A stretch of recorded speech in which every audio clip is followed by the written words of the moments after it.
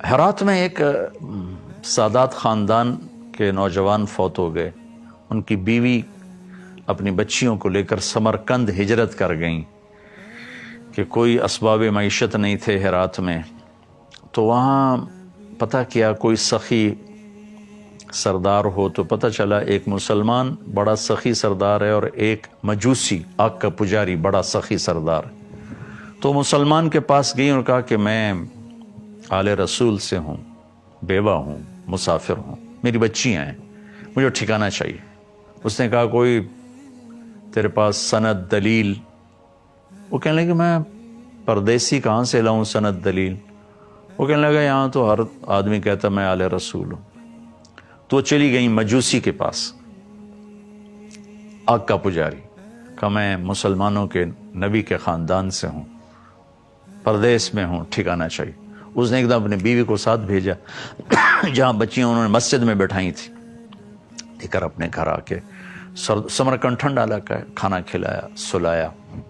رات کو یہ مسلمان سردار نے خواب دیکھا، جنت میں خوبصورت عالیشان محل ہے سونے چاندی کا، دروازے پر اللہ کے نبی کھڑے ہیں.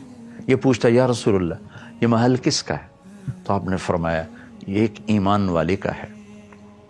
تو انہوں نے عرض کی یا رسول اللہ میں بھی ایمان والا ہوں. تو آپ نے فرمایا اپنے ایمان پہ کوئی دلیل پیش کر. تو ایک دم گھبرا گئے.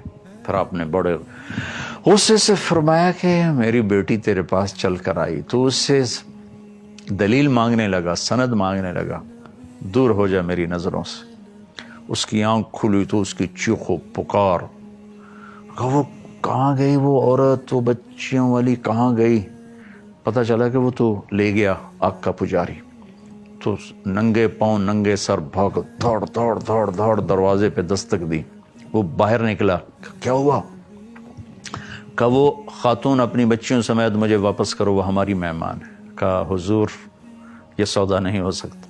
وہ کہنے لگا 300 دینار لے. 300 دینار بہت بڑی رقم تھی اس زمانے میں. کہا 300 دینار لے لو، وہ خاتون بچیاں مجھے دے دو. کہا حضور بن دیکھے کا سودا کیا تھا، اب تو دیکھ چکا ہوں، اب کیسے واپس کروں؟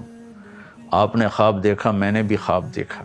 جب آپ کو ڈانٹ پڑ رہی تھی خواب میں بھی اسی خواب میں موجود تھا.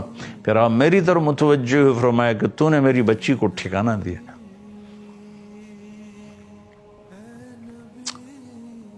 اللہ نے تیری اور تیرے سارے خاندان کی بخشش کر دی ہے اور تیرے لیے جنت کا فیصلہ کر دیا ہے. کہا میری آنکھوں ہم سب کلمہ پڑھ چکے ہیں، ہم سب ایمان لا چکے ہیں، اب میں واپس نہیں کروں گا.